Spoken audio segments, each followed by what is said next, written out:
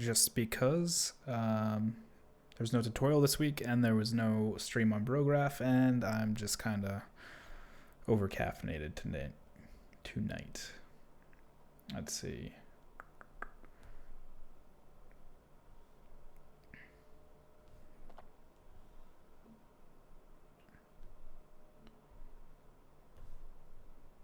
Oh man, restream. Just do my chat like I want. Cool. Got one viewer.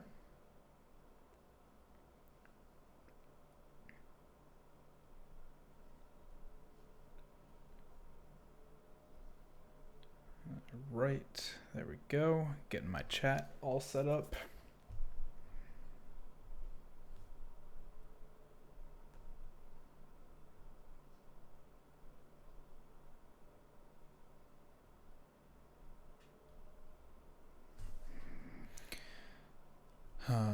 Go in the Slack really quick, just say hey.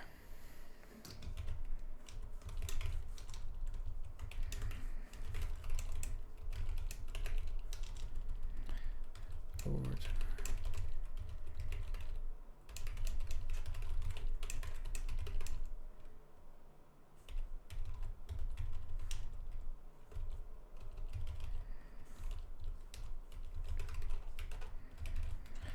There we go. Cool. What's it gonna be today? What's up, Fernando? You know what? I am kind of just messing around, trying to figure out some more randomization, and Little Birdie said that there were some new AOVs in the shader graph, so I want to check that out too. So I'm kind of just over caffeinated and hanging out, and you know, post Thanksgiving, no tutorial, no stream this week, so just kind of doing whatever. But I heard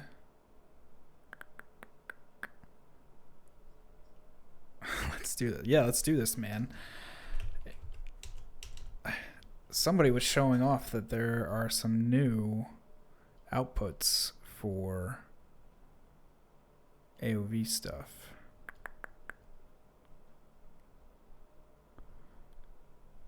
But other than that, I think I'm just going to be messing around with randomization and trying to figure out some more of that. But I thought, man, who told me?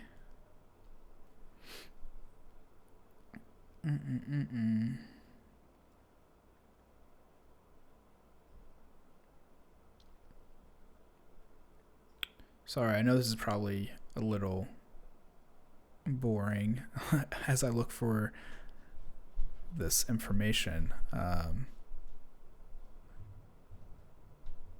Maybe it just wasn't added as I expected, but that's okay. All right, so I want to do some randomization. Mostly just try it with the cloner first, and then if I can get that to work, I'm going to go ahead and do maybe a little X particles as well.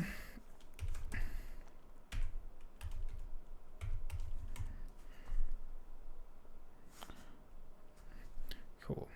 All right, so we'll throw this material on there, and I need a light source.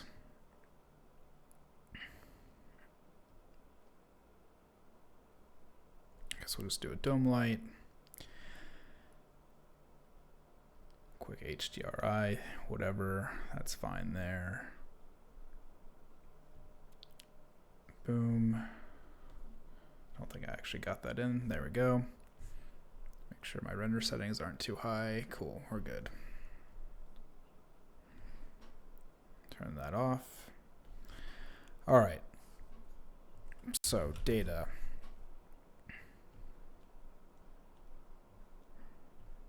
Let's see what we can get out of this, because I started messing around with it last week. I had no idea what I was doing, and I kind of have a little bit of a better understanding now. So if you're using a Mograph shader, you usually do it by index color. You can see it kind of starts to do it there.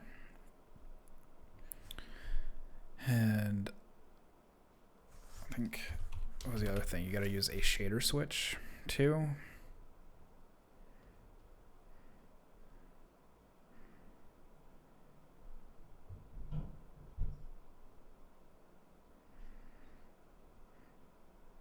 There's a whole bunch of ways to go through this from what I understand. But yeah, so it doesn't actually work with that one. Let's see.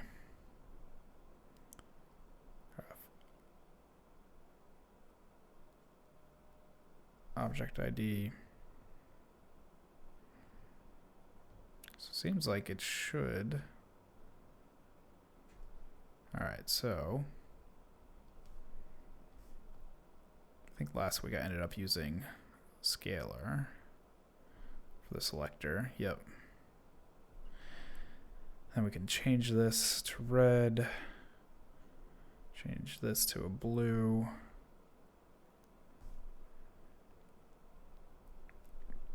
I need to actually have something in there, so there we go. Index ratio, we're starting to get a little bit.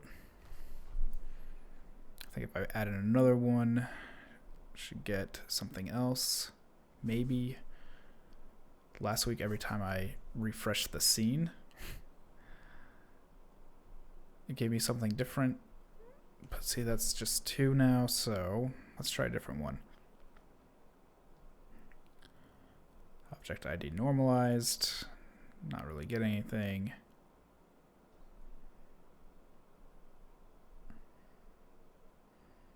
All right, so we're starting to get some randomization there, but no pinks.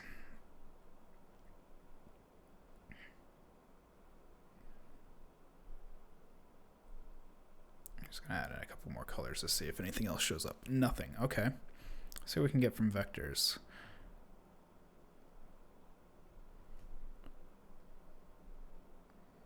Size, UV, all right.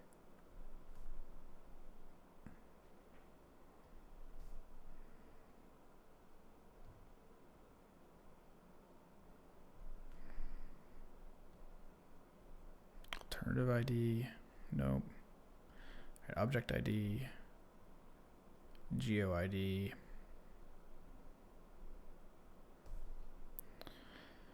I really want to make a tutorial on this, like an official one,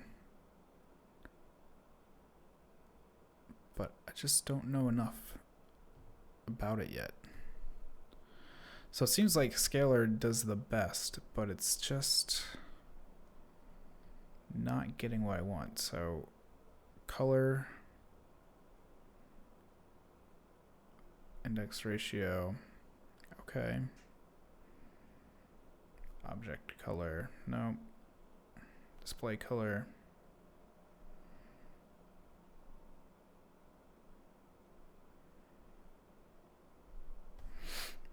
Like it really seems like it should be something like this, like just index ratio.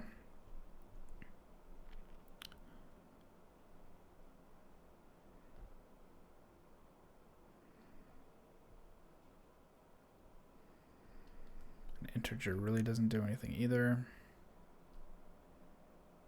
Oh, there we go. Okay, so integer's starting to get it. But now we only have it on the first 4. Which is not what we want. We want complete randomization. Let's see what alt ID does. Nothing.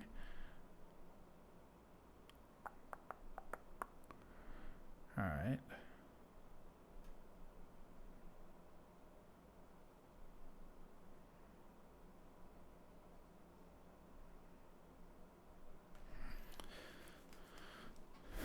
So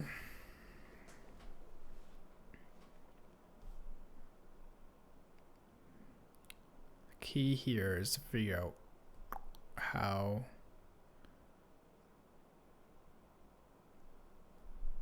to get more out of it. All right, so under integer, it's RSMI.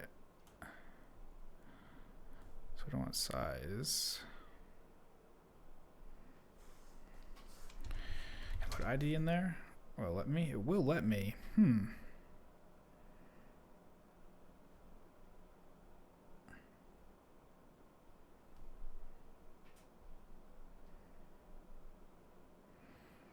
Like, this is the closest, but it just doesn't really randomize it.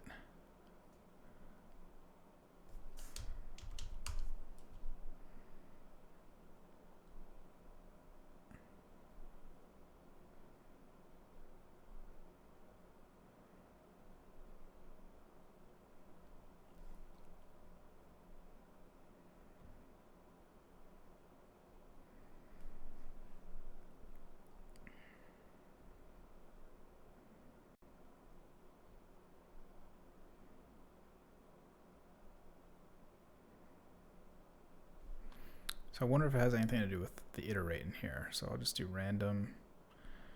And we'll try like a C to 5, nothing. Well, if I turn off fix clone, nothing.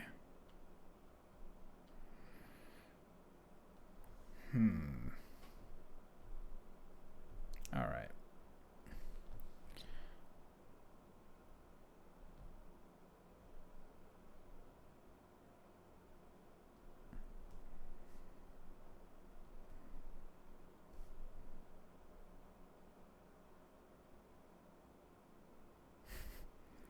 What's up, Mark? Oh, hi. I guess kind of like a boss. I wish I was doing this like a boss. I'm just really trying to figure this out. You know, like...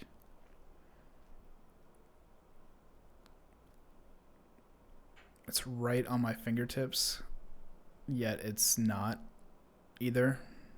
It's just super irritating. So... I'm gonna just do the documentation really quick, just so you guys can have something to look at. If you guys don't ever reference the documentation, you should. There's really good stuff on here.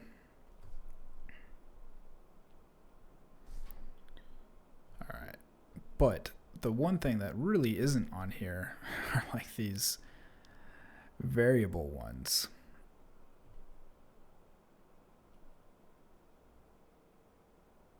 Yeah, 4 colors are only applied once. It's really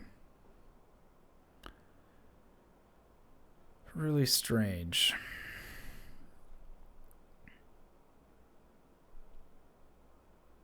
So like, let me go back into it. So right now I'm doing integer, and this stands for Redshift Mograph ID. Or I can just do object ID, but it only gives me 1. I wonder, maybe I need to have the material on here. You know what? I've never tried that. No, see, yeah. Yeah, so 4 colors are only applied once, which is really silly. And so like, I shouldn't be a state. So what I was looking up, or trying to look up, were these data ones, which should be under utilities.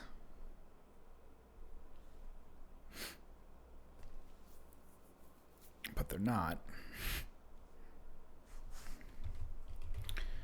And someone told me, oh, attribute shaders. Okay, here we go. All right.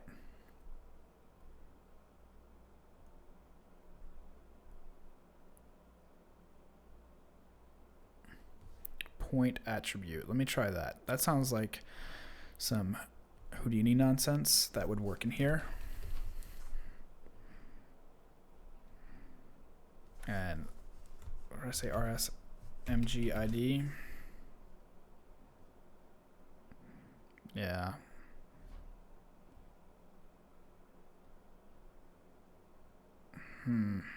Okay. Vector, we already did vertex. Not that vertex would work, but let's try it anyway.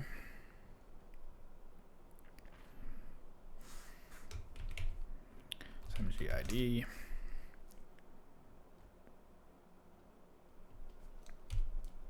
See, I know Merc has a tutorial on it, and I should really go watch it. But I'm kind of being stubborn. I want to just figure it out myself. All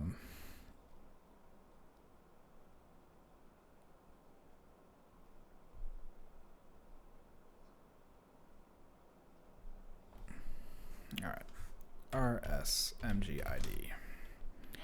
That does the same thing. If I do random defaults in here, nothing.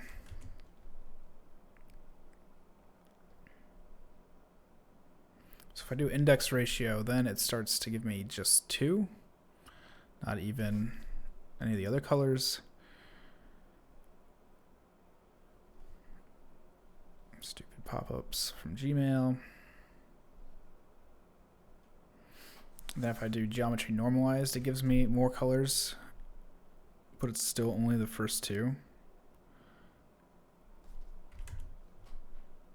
What's up, Kira? Kira, you ever mess around with randomizing stuff? Because this is not fun. I'll tell you that much. So I'm kind of jumping back and forth between Cinema and reading this stuff here. See if I can get... Okay, so this is the name of the user attribute assigned to the object or point cloud. Well, it's kind of a point cloud, I guess. Cloners. Assigned to an object or point cloud. So that's the same thing. Yep, and user nodes. All right, so you probably... So what am I not getting about this? So, like, I know right here, I'm not in the right one, but like Mograph, if I just do ID, I get this randomization, but it only gives me the first 4, and it's not, I mean, it's randomized, I guess, but it's not really, you know.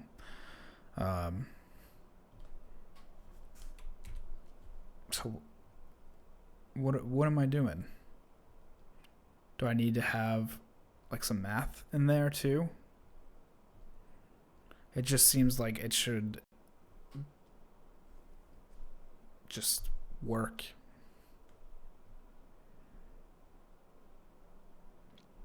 And it doesn't really seem like it matters which node I write the attribute into. Well, I guess I can't actually. Yeah, so like some of them I can connect.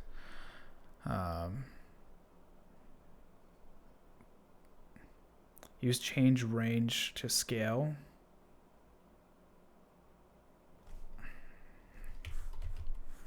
Change range, cool.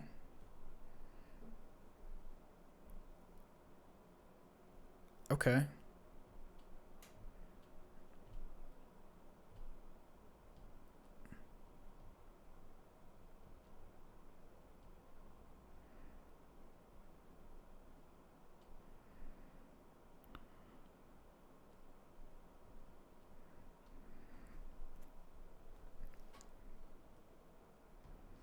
So if I want this to be like 200, or does it have to be exactly what the cloner objects are? So if it's 3 times 3 times 3, so what is that, 27?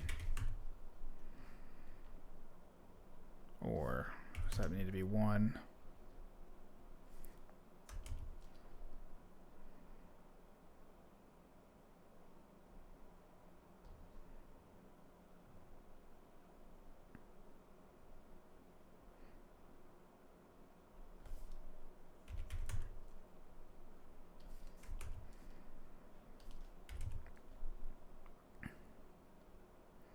All right, so there's that 2. Should I be using scalar, or should I use something else?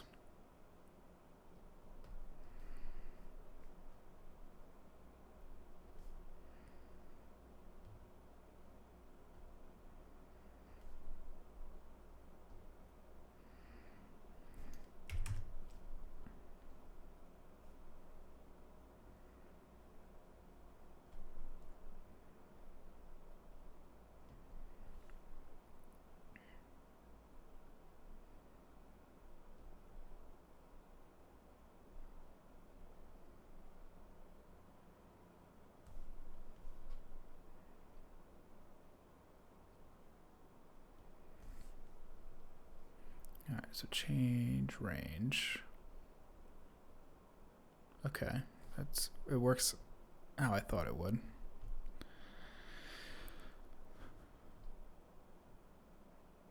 All right, so it seemed like I was getting closer with other ones.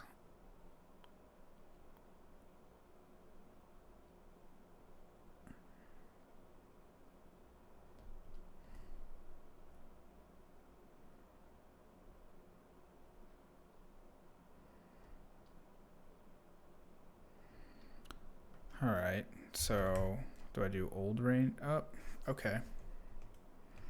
So somewhere in here.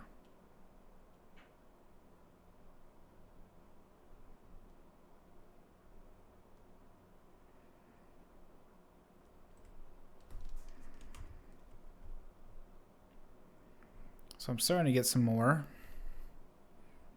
If I do a clamp, does this help at all? No.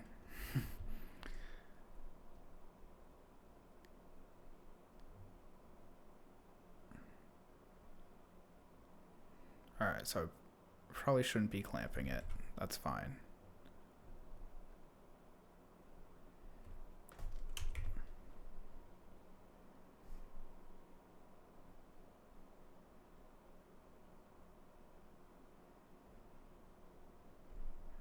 All right, so I don't need that.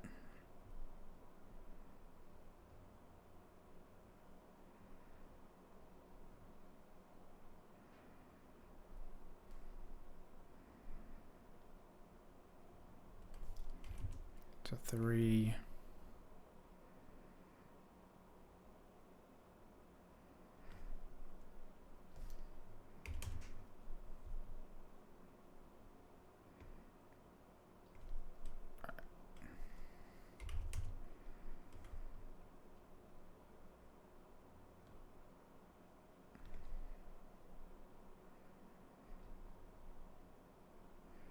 So it's kind of giving me some randomization, but not at the same time.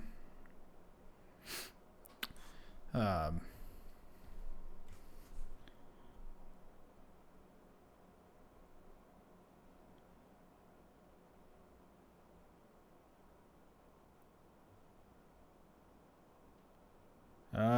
okay.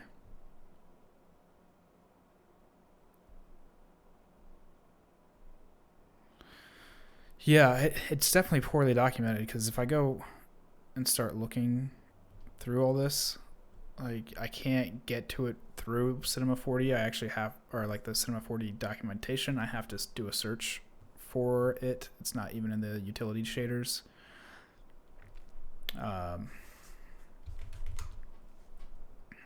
Which is bizarre to me. Or I guess maybe it should be in the attribute shaders. I keep looking at utility. What's up, Seba? I hope I'm saying that right. I don't know what you're saying because it's coming in untranslated.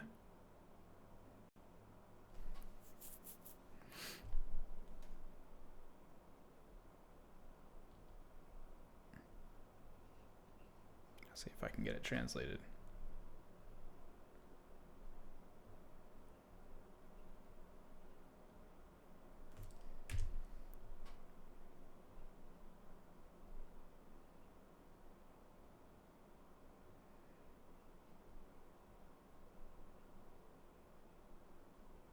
Yeah. Well, that's kind of disappointing. I really hope they start fixing that soon. Like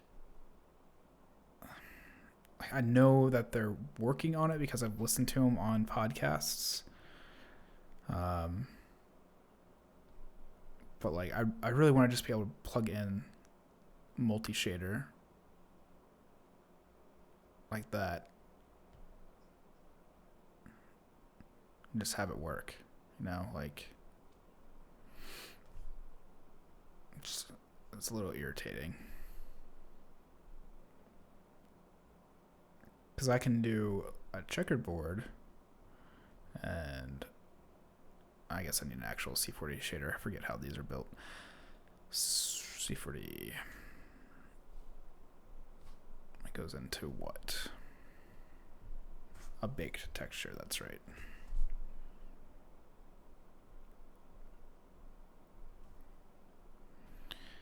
Maybe, I've never tried it, but bakes aren't in here, right? You can't just grab one.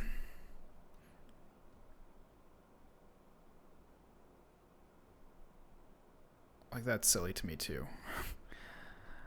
I just want to grab a baked one.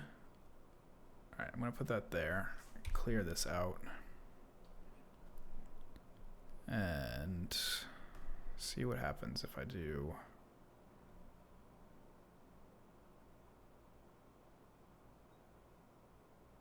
multi-shader.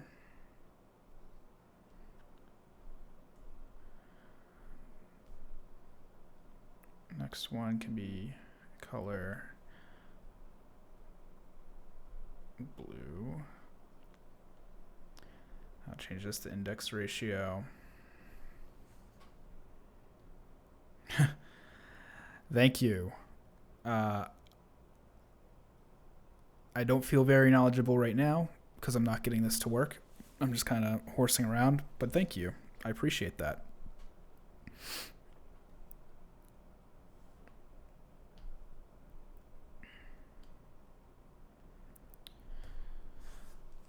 Switch. I don't expect this to work, but it might. Who knows? Yeah, well, let me pipe that in there. Or that in there. I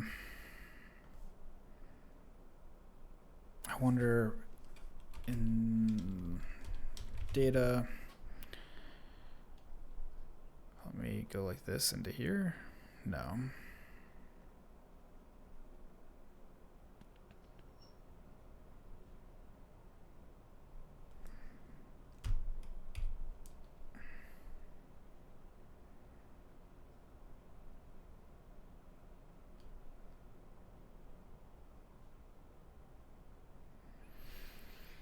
All right. Well, if anyone's watching and they have questions, feel free to shoot me a question, and I'll try and work through it. But I'm definitely not getting to a place where I thought I would be able to get.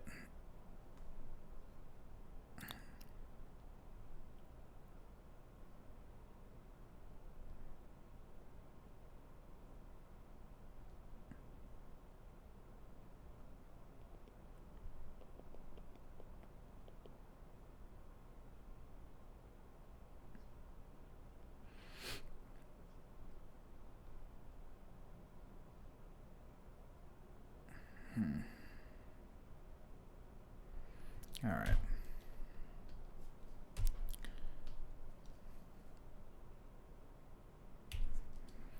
Well, I'm going to call it quits on the randomization for now.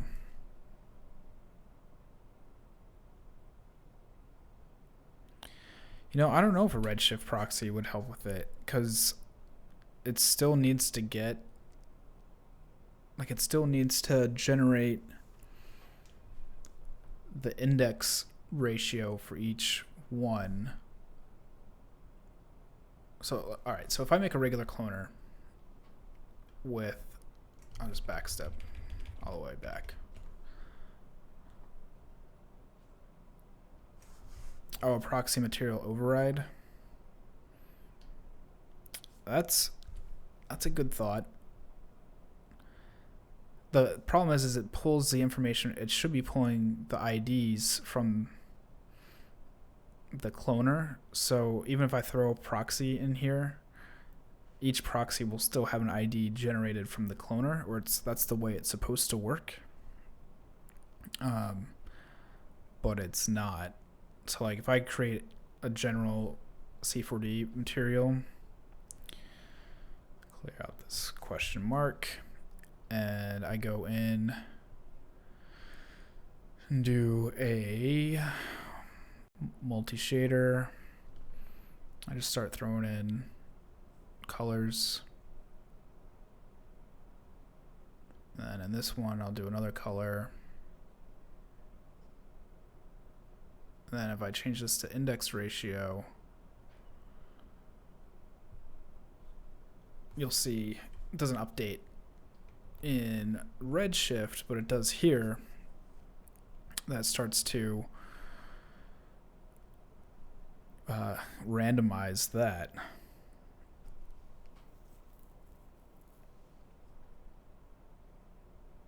To pseudo randomize it. Yeah, see, I don't want to do pseudo randomize. I want to start getting it like actually under control.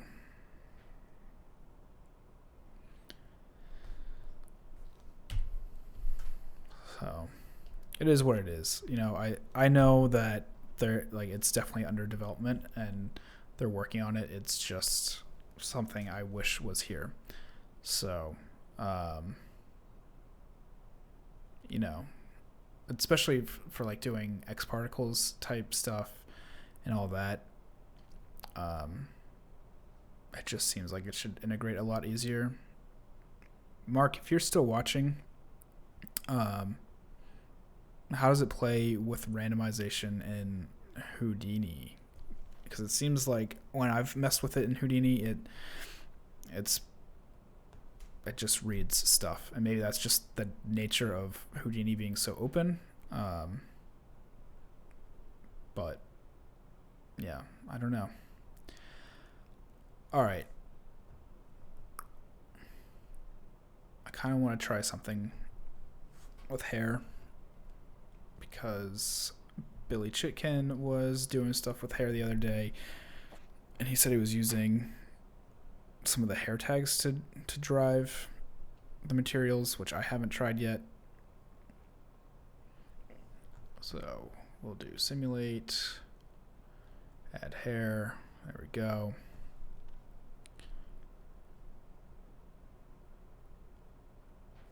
So I haven't actually done it by doing any of this. I do color randomization on a point level and then use the RS point attribute. Yeah, see, I think that's just a shortcoming of Cinema4D because it doesn't randomize on the point level, which I feel like it should. It does it by the index.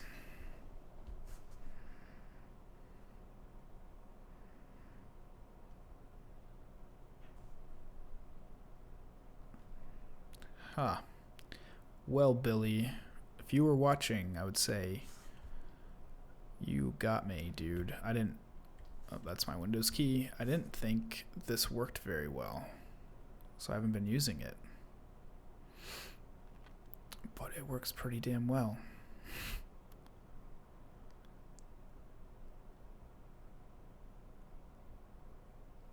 Oh, we'll even read the noise. That's cool. All right. So it seems like the only thing it doesn't read is color. Cool. All right. Thickness. Root tip.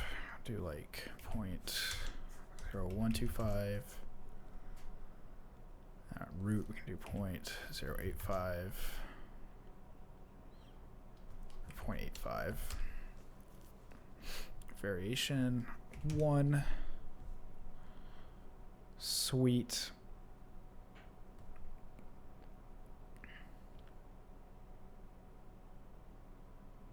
I think color does anything, right? Yeah.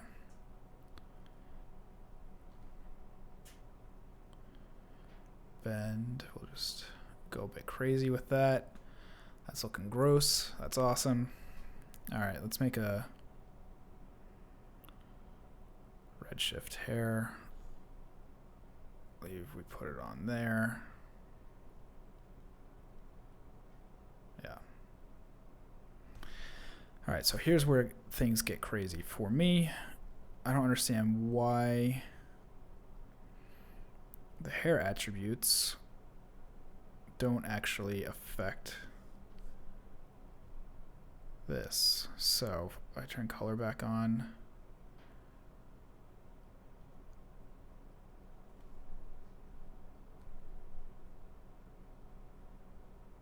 that should be affecting that.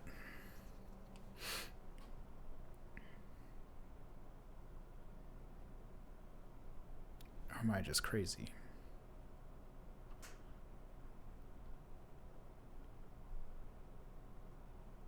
Oh, it does start to affect it. Maybe I've just never gotten it to work right. Man. Cool. All right. Well, Billy, I owe Billy some beers.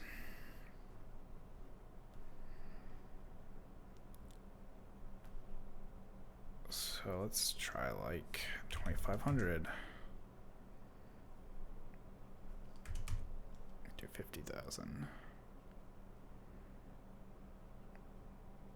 Man, that's fast. All right, cool. Dynamics, I'm gonna turn off.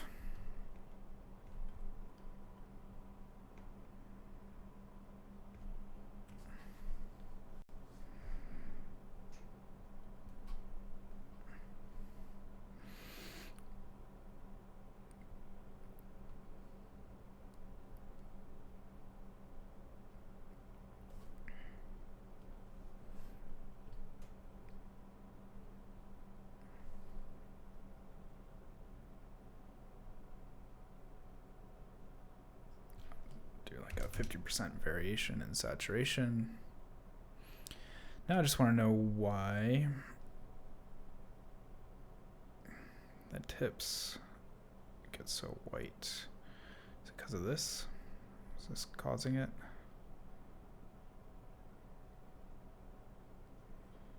Aha, okay.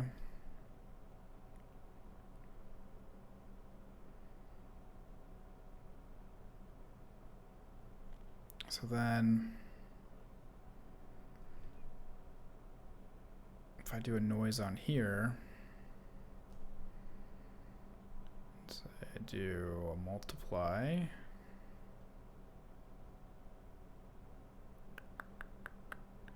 Interesting. Cool. I'm liking what I'm learning here.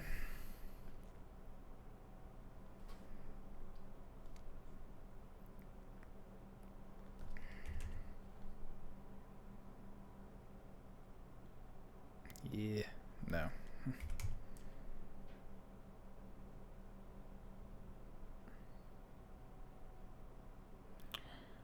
Though, I guess I could put some noise in here. Get some weird bald spots in there.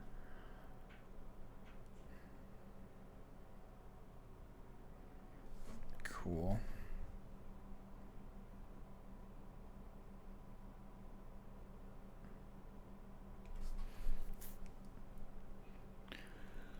Oh, man.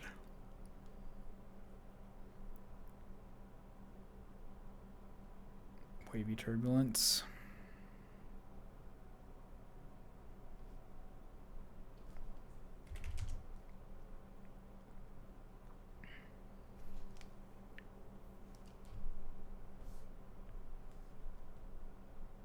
All right, so that's good to know. All right, I know I'm kind of just messing around, not doing anything purposeful. So again, if anyone's joined or kind of come in and out and you have a question, I know there's only a few of you watching tonight, but feel free to ask me a question or lead me in a direction.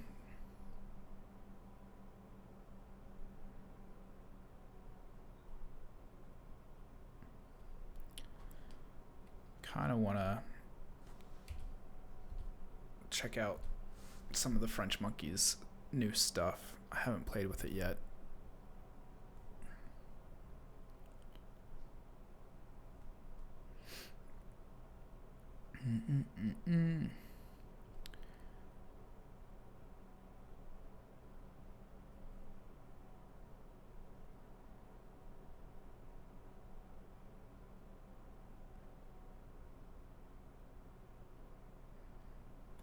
Got a ton of cool stuff.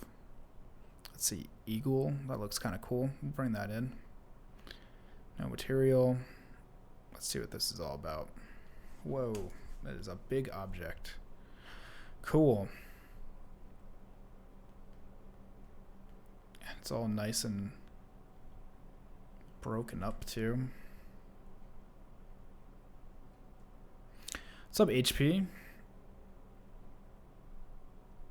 How you doing, man? I haven't been on your Instagram in a little bit to see what you've been working on.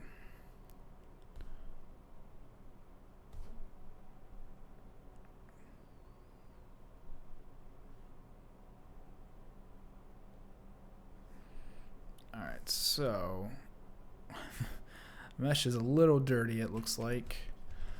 Got some strong triangulation going on. It's alright. Let's see.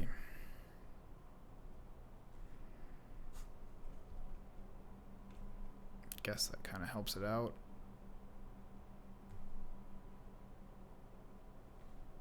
A little bit. I think I'm just going to throw it in a connect. Dude. I want the whole. Not an array. Connect. Kinda lowest. Looks alright, I guess. It's a little bit chunky.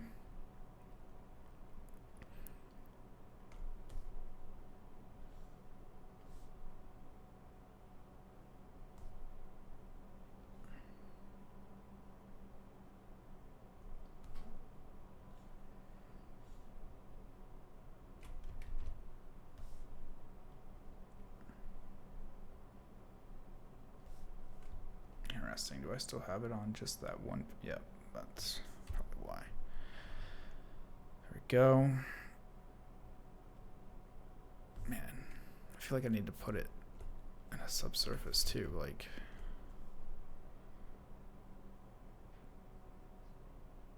Oh, that's gonna get really heavy. Yep. So, do an object tag.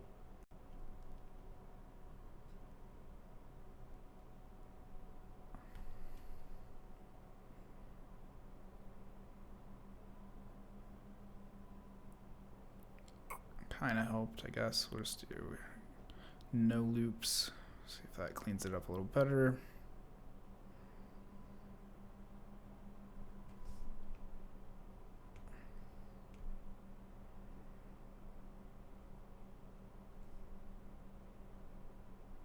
Sort of. Wake up, Redshift. This should not have freaked you out that much. Why aren't you going? There we go. That still causes some weird breaks. Alright, so this geometry is kind of weird.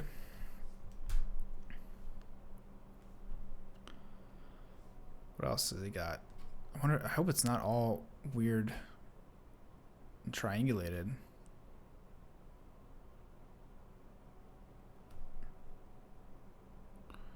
This looks like it might be cool. Check this one out. Did I do the image? I did.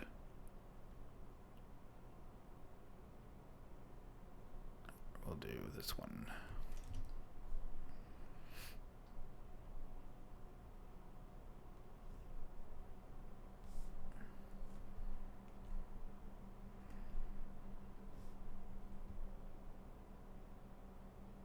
Oh man, it's definitely tries.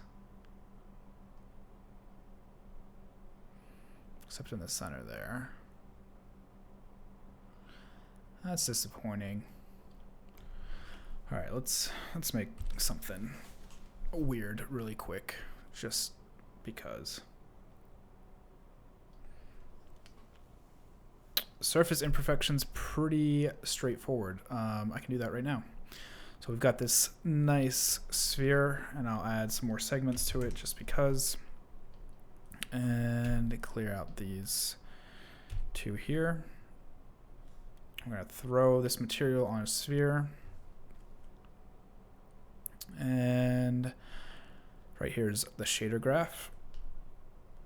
So there's two ways to do it. You can do bump and normal imperfections, or you can do displacement, and I'll show you both. So for a bump, we're going to need a texture, and then we're going to need a bump, and we're going to do bump map. And what we're going to do is go find a bump texture. I've got some scratches right here, so it doesn't look like I have a bump one. I've got a normal one, so let me just see if I have one with a bump.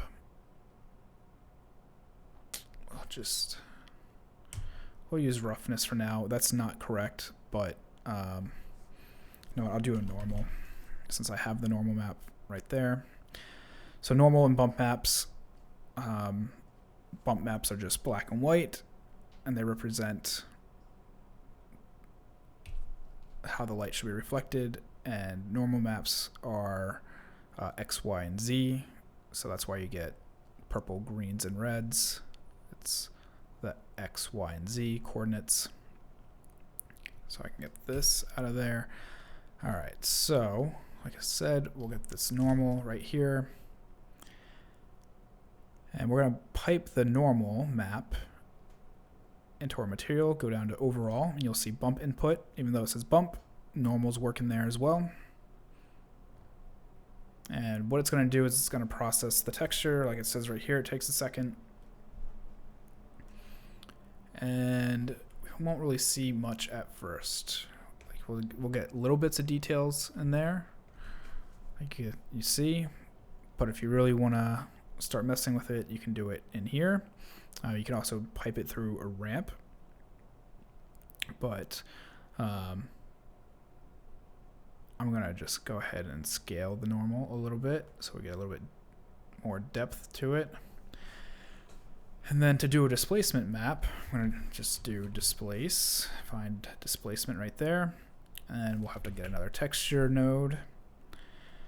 And let's go find something with displacement. So probably our grunge kit, something like that. See, I've used this for Redshift before. There's dirt in here. I guess I'll go back. Where was I? That had the dirt. Oh, that one has a dirt. We'll just use the dirt as our displacement. That's okay. So we're going to take this texture node, put it into displacement, put it in texture, text map for texture map. We're going to run this from here into our output, and we're going to change that to displacement, and you'll see nothing is going to happen. And that's because you have to put an object tag on here. So go to Redshift object, and it's processing this texture, so it's going to take a second. Still processing.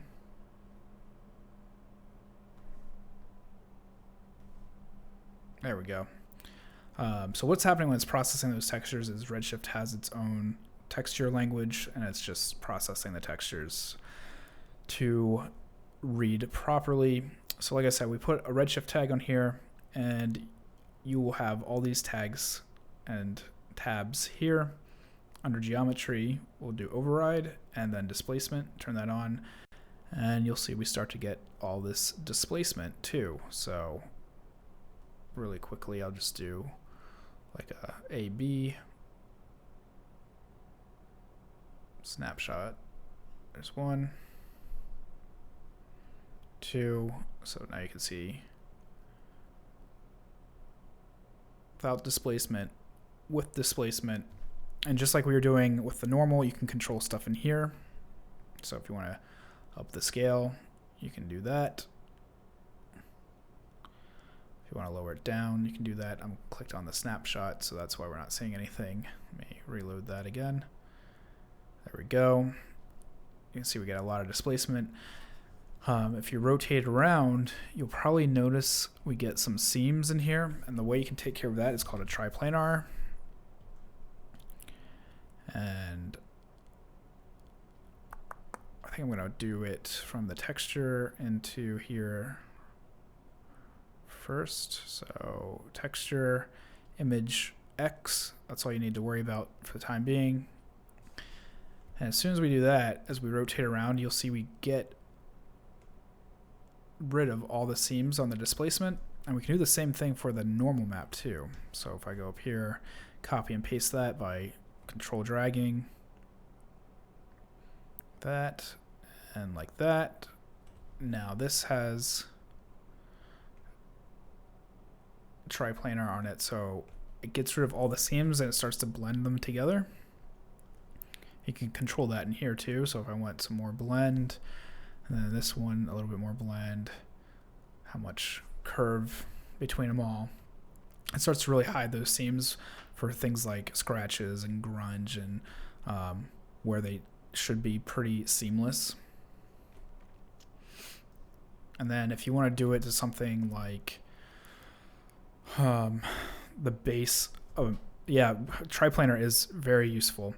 If you want to do it to like the base of a metal, so let's say we've got, I'll just do a regular material again. We're going to start blending stuff together. So you'll see I typed in mat, we'll get materials, then material blender. And what I'm going to do is this will be our base material.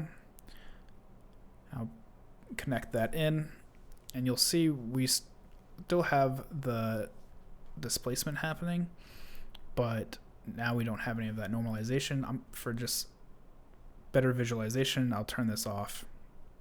All right. I'm going to call this base since it's piped into the base, and it's just going to be a nice aluminum base. And so for this one, I'm going to make this aluminum too, but it's going to be all screwed up with our normals. And we'll call that there, or we'll put it right there. And for this one, probably add a little bit of like maybe purple, like purplish gray tinge to it. And instead of putting the normal map into here, I'm going to, actually, I'll just leave it as is. I'm going to get another texture. I'm going to blend using a texture and also a triplanar so we don't get those seams. So I'll copy that again, put that there. Let's go find something. We can use this one, I guess. How about we use dirt? So from this triplanar out, we're going to go into our blender again, blend color, and you'll see we start to get all these imperfections from here added into here. And if you do additive, then it really starts to add the two together. Otherwise, it just is a pure mix between black and white and the grays in between. So if I add some more weight to this and a little bit of roughness, and then in here, let's say I make this have a little bit more purple to it, you'll see we start to get those hints coming through. And then again, if we change it to additive, more along the lines, add the two together. And then I can go back in here and turn on our displacement, really start to get some more details out of it. The displacement gets pretty high. I think like 0.25 is probably going to be all right. And say you want to have paint on there too, so you can have a paint layer or a rust layer. We'll just say a paint layer. I'm going to go ahead and copy this and put this here into layer 2. And this one I'm going to turn it to plastic, and I'm going to crank it all the way up. So plastic, there we go. Do like a red with a lot of roughness. You'll see nothing's coming through.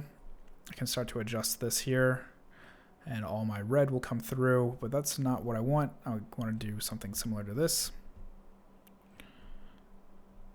Make sure I have just these two selected. There we go. Copy and paste that. I'll find another texture for this one. When we go into scratches.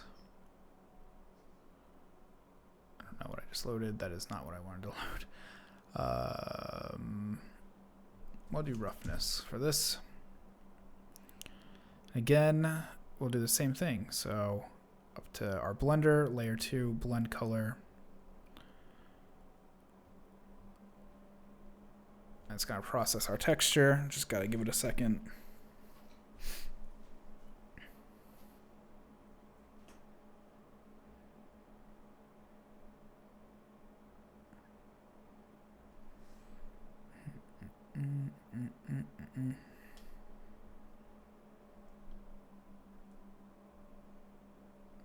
All right.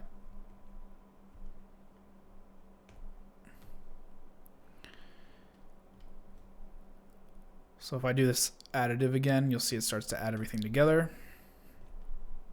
Okay, uncheck that. Only where these scratches are does the red paint really start to come through. But you can have even more control with it if you want. So I'm gonna just change this to sRGB because I think that's what it should actually be. We'll do a ramp.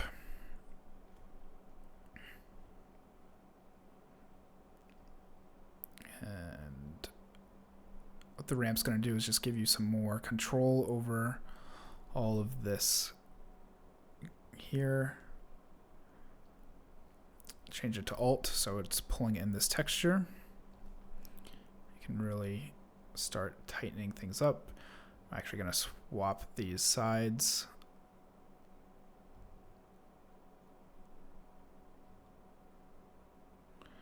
There we go.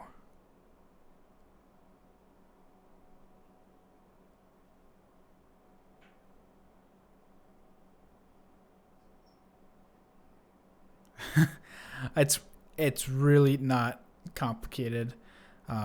It just kind of looks that way at the moment. Probably just gonna add some noise in there too. I swear it's not complicated. So if we break it down from where I was to here, we've got this base color. Then we've got this secondary kind of rough metal. Oh, no, I just want this one.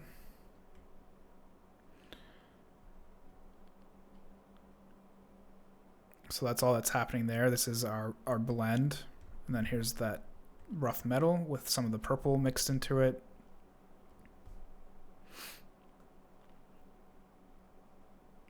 And then our next blend material, our next layer, which is like this plastic.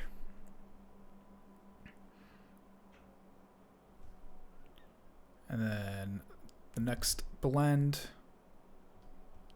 where you can see we get all these scratches, and because it's going through the triplanar, we get little overlaps here and there. So if I bring the blend amount back to like 0.125, you'll see we don't get so many blending areas, just some smudges here and there.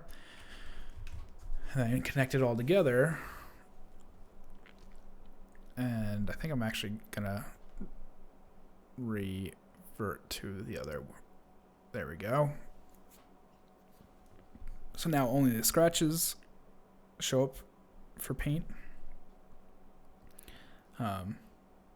But you know, you can mess with it however you want. So if you want to have a top coat of paint like that, that's where you'd have that. But you can also get creative with it. So maybe put white there. And then this could be like a little bit of gray down to black. And then I've also got noise in here too. Just kind of breaking it up. What's up, Mark? I'm glad that is super useful.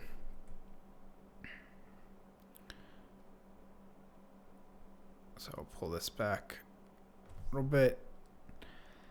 So it kind of looks like there was a lot of paint on there, but it's seen some battle or something, and just has the like stain of paint left, plus these scratches. Or we can get rid of the noise altogether, or if I start to really crank it up, you'll see it.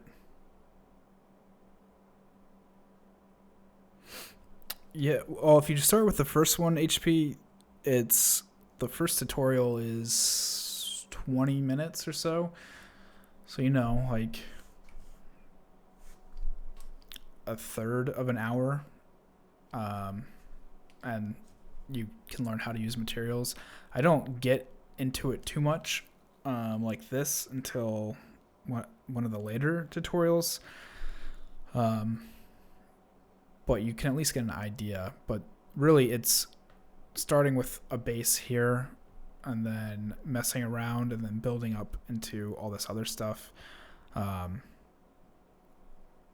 Like you can get a lot more detail out of these two. Like this is just mixing materials together. Like I could add more bumps into these and grunge and things like that. Say for like this paint one on top, if I wanted to add some more grunge to it. I know it looks like it's just turning into a big blob, but I can get another texture specifically for the paint.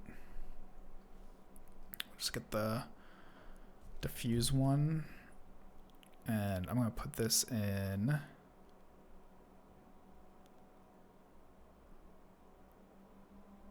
Well, now it's going to process the texture. If I put it into the roughness of the diffuse, it'll start to affect that too. So here we go. Diffuse, roughness. And even though it doesn't look like it right now, if I get really close and turn on my bucket rendering, I'll just do it right there. You'll see the paint gets all these like little details in it there. And then if I pull back on the noise here,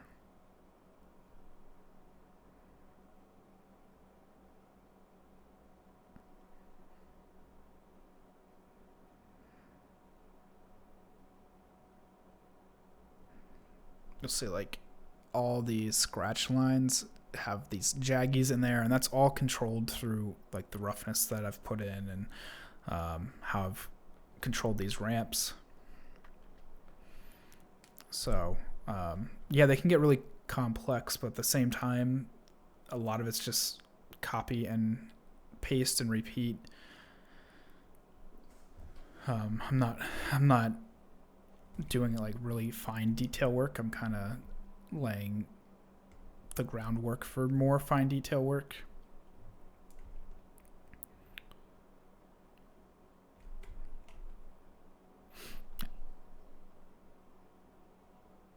An overlay of what, like a label or like a texture or something?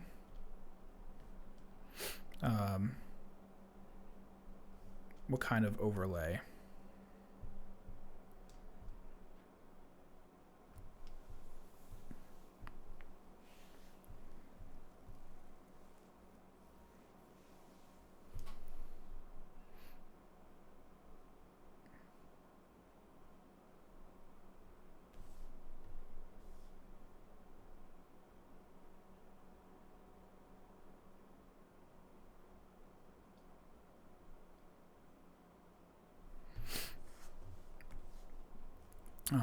If you tell me what kind of overlay, I can probably show you, but if you go through my videos on YouTube, you can see probably like 3 weeks ago, I did a tutorial on adding labels to a package or to a can or things like that. One of the things that I've noticed with Redshift is you really have to have a good UV map. maybe he means an alpha.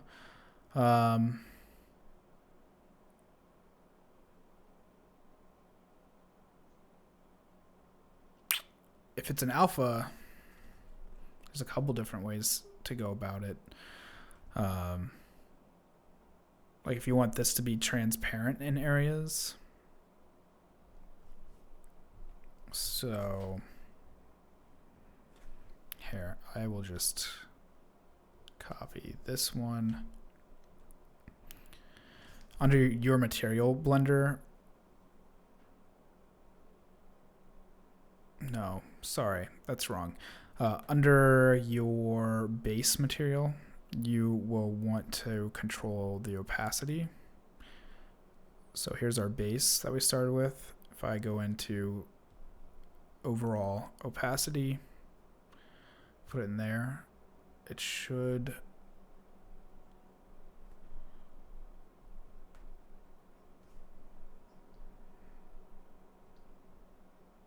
I'm going to kill the triplanar. Just pipe that in there again. Because I have it blended together with all these other ones, it might take a little bit of finesse. There we go.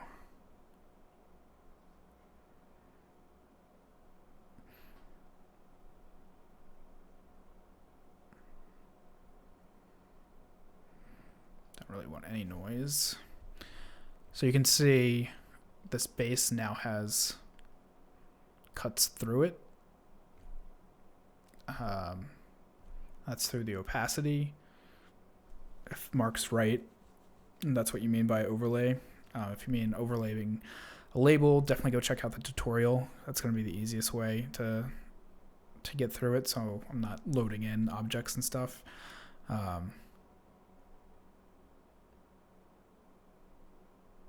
But as I was saying, I've noticed with Redshift, you really need to have like a good UV object or an object that's been UV unwrapped. Let me see if I can show you an example of something that is poorly unwrapped.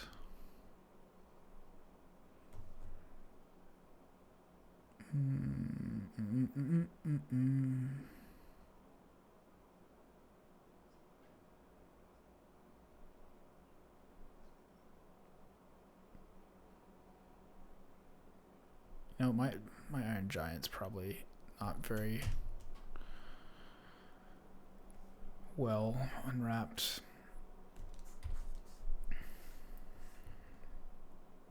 Just sort of my guess. All right, so we've got this model here.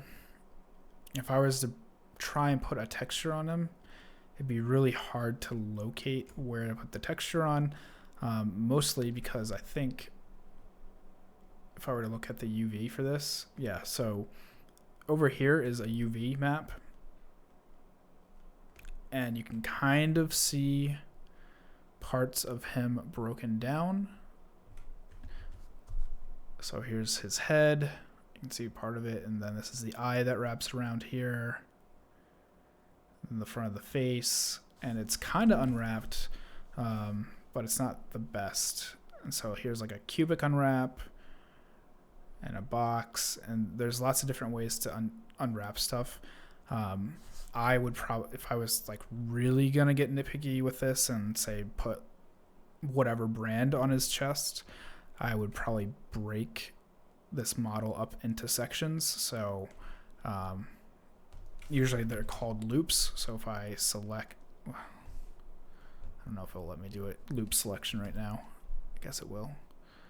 Not really. So a loop, the best way to show you what a loop is I'll create a sphere. All right. So a loop is, you can see here, and this is a loop or this is a loop. It's a line of connected polygons or a section of connected polygons that when you select them, they automatically join together. and make a loop. So as it's still Black Friday in the United States, if you don't know what making it look great 11 is, go buy Making It Look Great 11, and they go over all this and how to model properly, and like the importance of edge flow and loop flow and control and things like that. So if I were to actually model something, I would eventually create a UV map over here. Actually, I'd probably create another program, but so here we have a UV map of this sphere that I've just done, and you would start stitching together portions of this. So let's see.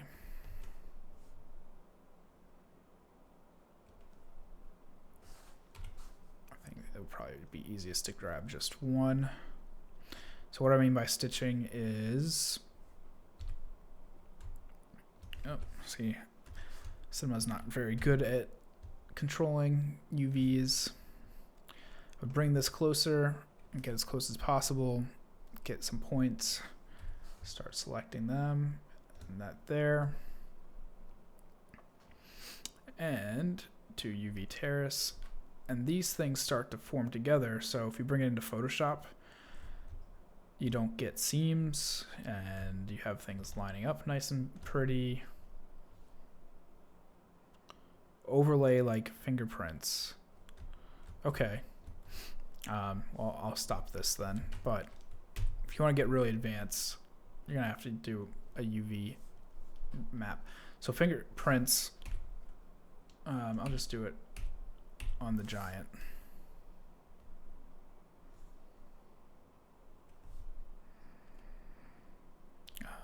You know, I probably don't even need this advance of a texture. So what I'm going to do for the fingerprints is I'll just create a new material and call him giant. Bring this over here. Come around. Start looking at his head. All right, so we've got this plastic base on there, and because it's iron, I'm gonna go change it to a metal one, most likely.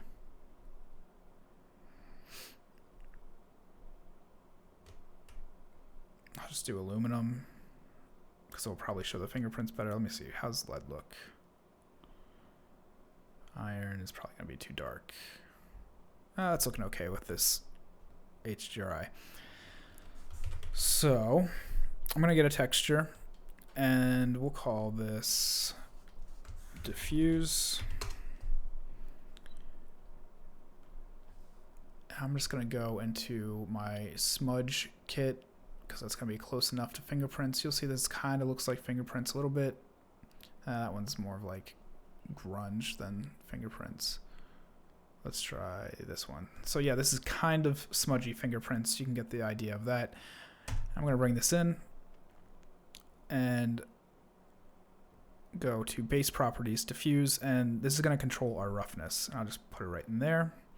And you know what? I think iron doesn't have any diffuse. Yeah, so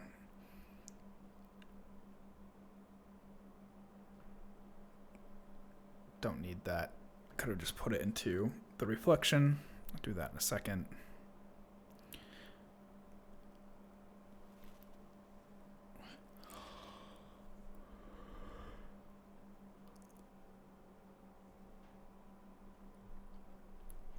All right, so what I'm actually going to do is get this glossiness. It is the Iron Giant. I did not model this. I got it off of Sketchfab. It's like a free download.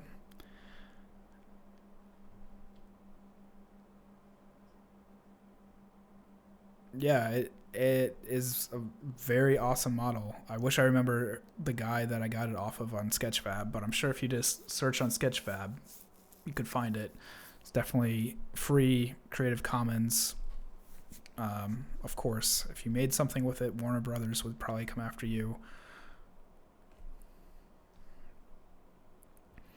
All right, so we actually want this in our reflection roughness.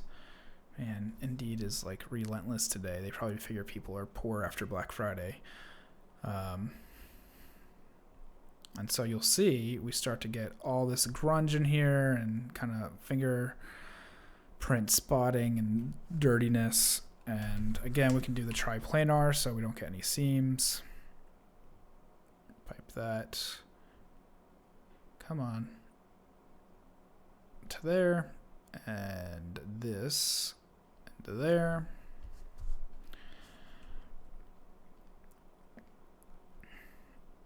So if I had fingerprints to work with, this would be the fingerprints. Probably should turn my undersampling back on.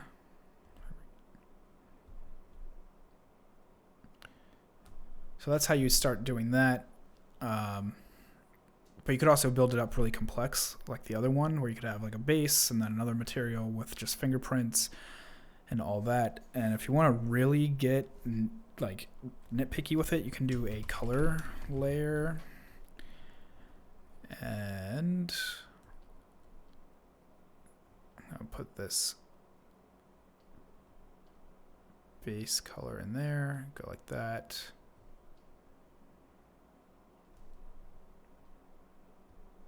If I do advanced overlay options, actually it needs to go into layer 1. I had it right the first time. And we can just bring this down, enable layer 1. If you have the advanced ones turned on, then you get all these overlay modes. So over, source, atop, in, out, destination, destination atop, but then also, you know, multiply and all that stuff. Then you can start adding them together. So if I brought this back up,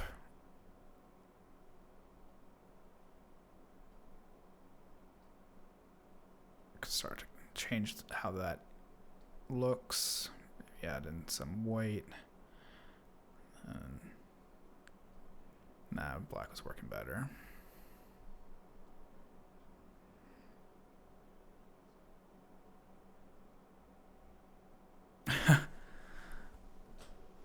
Yeah, it's pretty handy. So, you know, you don't have to use the base layer at all if you don't want to. But if say I've got another smudge that I want to work with, but only a little bit. So we'll do glossiness, which, by the way, Redshift doesn't read glossiness for metallic. So if you go to advanced and under reflection, convert glossiness to roughness, that's what you want to check.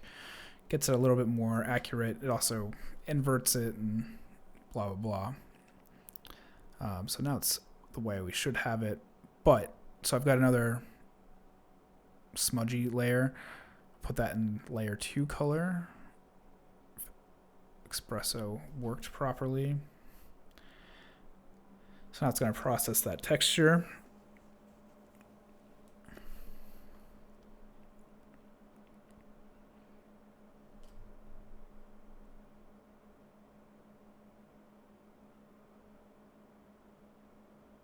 I'm glad you're finding this handy. Like it's definitely handy, but it gets really cool in a second. Like this is one thing that I really like, is like having mini Photoshop in here. All right, so as soon as I turn that on, blend is set to normal, just like in Photoshop.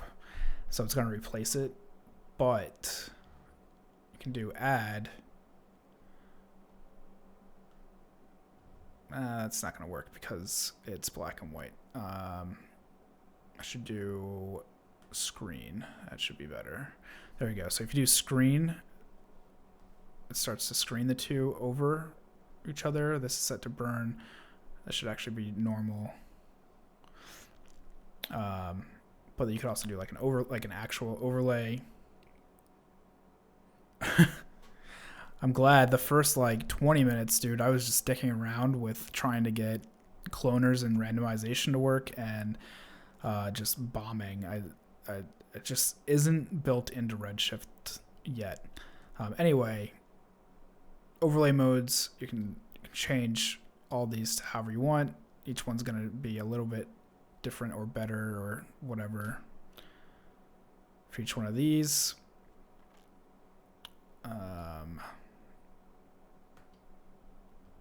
So where was I? Over. And then you can get really creative, like using your mask here to dull that down. You can use your mask here a little bit to fade that back out.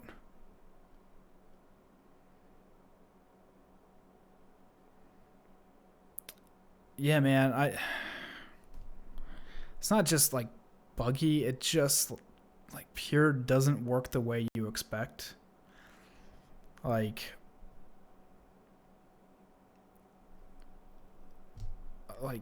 if I choose an index in the data node, or like any data node, so if I'm doing, what is it, Redshift Mograph index or ID, just do it the same way that the multi-shader does it.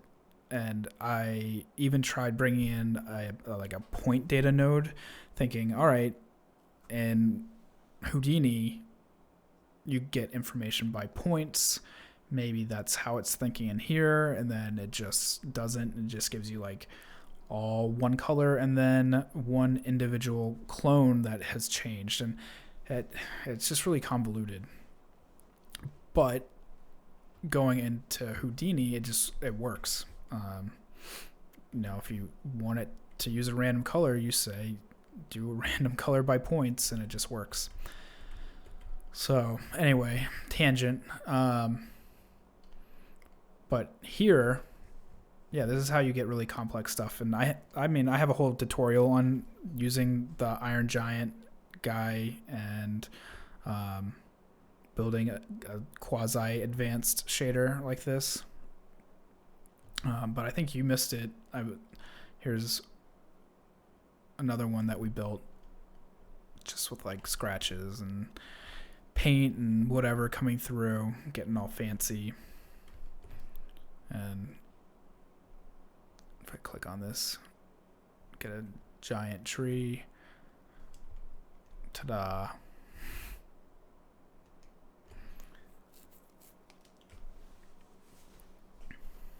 But I think it is here. You know what? I've got chat open, so I can actually just search for you and tell you which tutorial I did.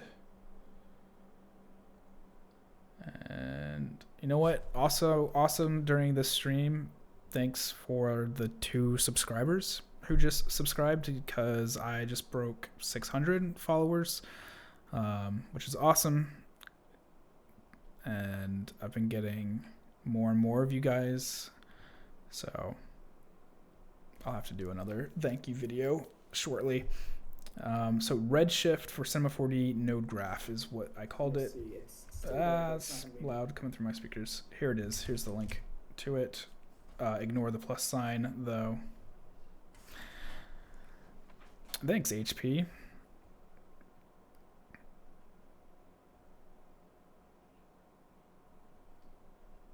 Let's see if that link works.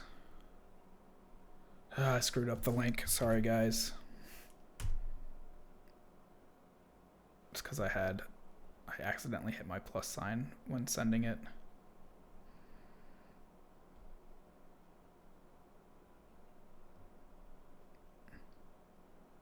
Why is it saying unavailable?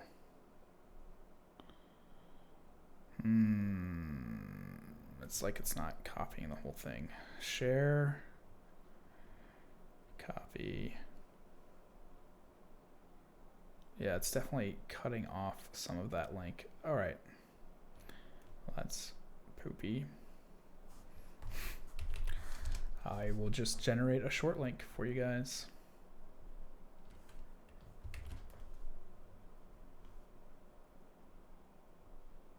Here we go. All right. So if you want to learn more about the node graph, the link coming through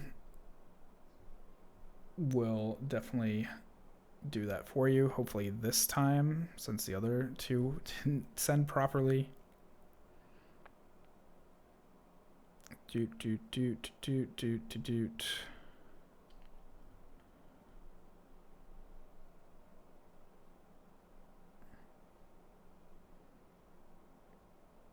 Come on, Restream. Send it. Send that link.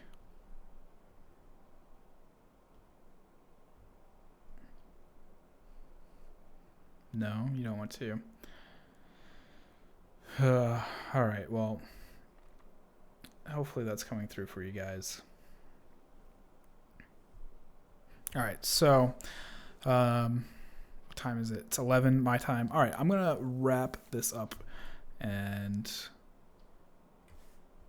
see if I can get the links are working for you.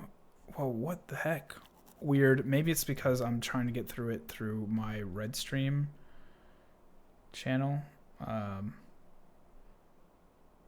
It's just saying they're not working for me. Oh well, whatever. All right, it's 11 o'clock my time. Actually, yeah, 11:08. So I came down here to work just because I wasn't tired yet, and now I definitely made myself tired just talking to you guys. But like I said, for everyone who has been watching and for the 2 subscribers and everything, thanks so much for just hanging out, even though I've just been digging around.